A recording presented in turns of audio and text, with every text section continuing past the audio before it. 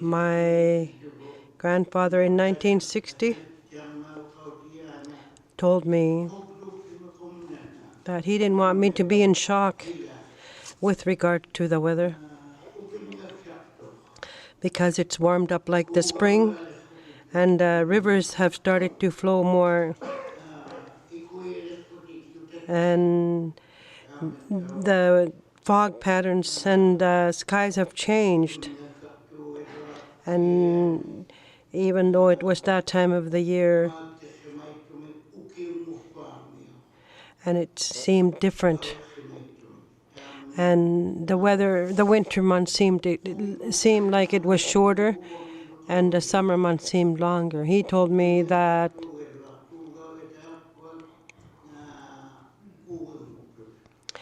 the rivers that were frozen had started to thaw quicker.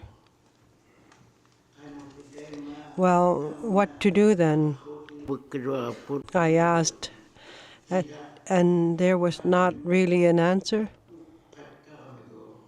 But he responded by saying that, of course, the weather changes. I want to say quickly and succinctly that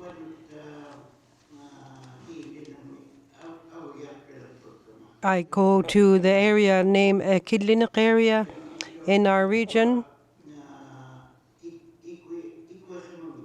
and it's an area where it's iced over. And I've seen melting more in the mountainous areas. And there's also trout in one of the lakes. That's an area I go. When I went and reached my destination to that area, when I saw the trout on the edge, I saw quite a few dead fish. And also I've seen that in some of the islands on the edge as well. There were quite a few that were dead. And I mentioned it to the Environment Department about that, why so many fish have been found along the edges of the lakes and along the seashores. So I believe the response was because there was no more air due to the pressure of the ice that had built up. So they lost oxygen, and that's basically, they all died off. And according to researchers and scientists, they're not quite sure of why this phenomena happens. But I'm going to stop there for now. Thank you for the opportunity.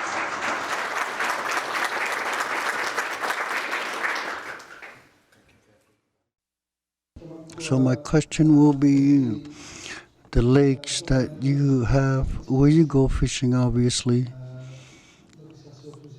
to keep yourself warm and clothe yourself, have you noticed the thickness of the ice in your lakes, in your region? We had heard from the other parts of the rest of Nunavut that the ice is much thinner. Is it similar in Kitikmeot? Whichever is prepared to respond. Thank you. The sea ice, I travel a lot as well.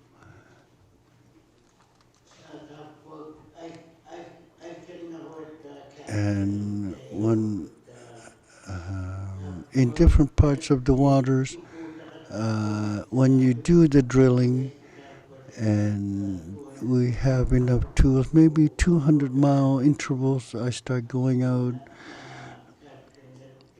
and to be harvesting out there. And some days They're also fluctuating in that some years, for example, in April, you have the ice condition, and then the other years, they're not very thick in that same month.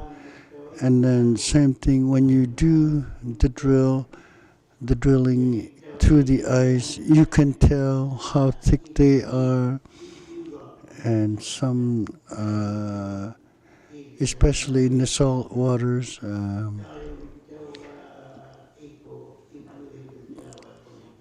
We have a thickness that doesn't really measure up to the years past, and so obviously they are getting a bit thinner even in the dead of winter. And then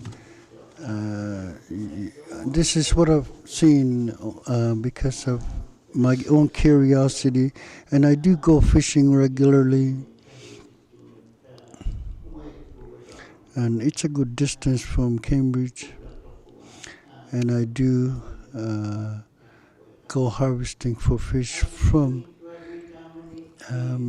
It is again, the ice condition is different. Some can get pretty thick, and then some are very thin for the ice.